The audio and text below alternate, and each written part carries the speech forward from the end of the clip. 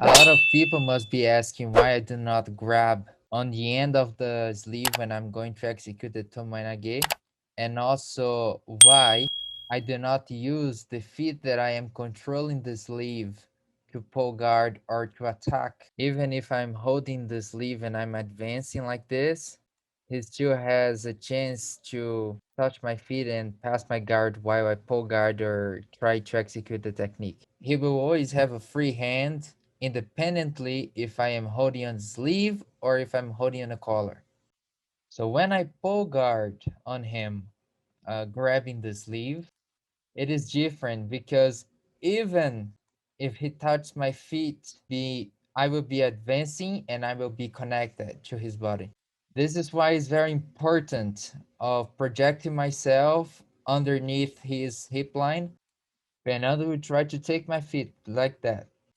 He can do it, so I will be always connected. The hand grabbing the sleeve becomes easier for me to grab the pants. So when I grab his pants, I have his legs controlled, and I also have his posture broken here. So this is why I'm just explaining to you guys the reason why some professors they rather call pull guard on the same side they have the sleeve control, and others all prefer do the opposite, pull the guard on the side they are controlling the collar.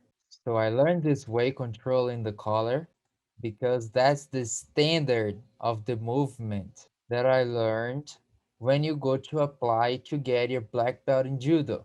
Another observation here, why do I grab on his elbow high here?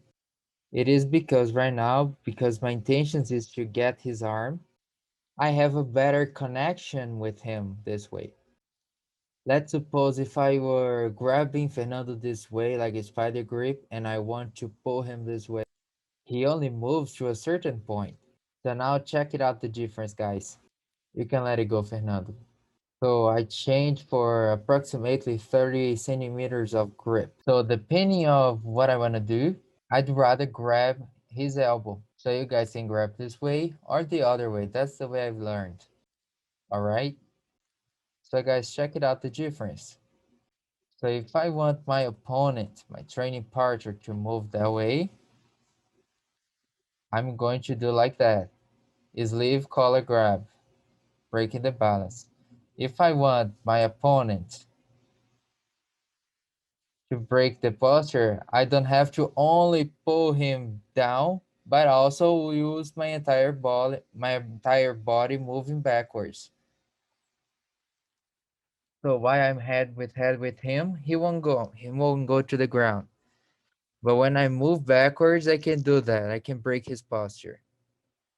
So these are unbalancing that the Japanese call it kuzushi. So now he's going to posture up defending the technique. Pull him, keeping the connection. And as I use my legs as a pendulum, I will make a steering wheel motion. I don't go very far away from his head. I kind of put a hat on him, just skimming his head here with my calf. My head holding his waist here is only for me to control the distance. So while I have this connection here with my feet on his waist, I can kind of control him and manage the distance between us. So I do like this, Mateus. I go up at the right time. If I get the right timing, if I hit, if I close my calf here on his head, he would just go down.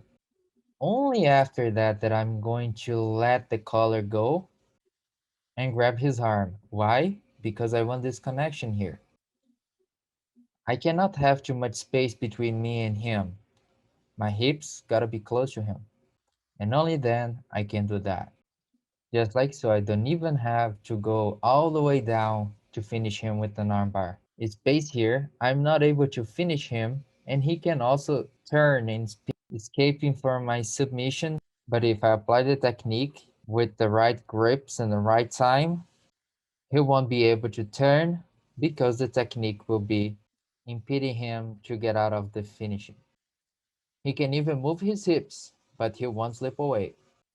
I'm very connected to him. So I go just like so, 1, 2, keeping also this connection knee with knee. So let's go back there quickly. So what the uke is gonna do, the uke is the one who receives the move. He will posture and block me to execute the technique. Pay attention here to what I did with his collar. I broke his posture doing the steering wheel and I pull him towards me. Try to posture up here, Fernando.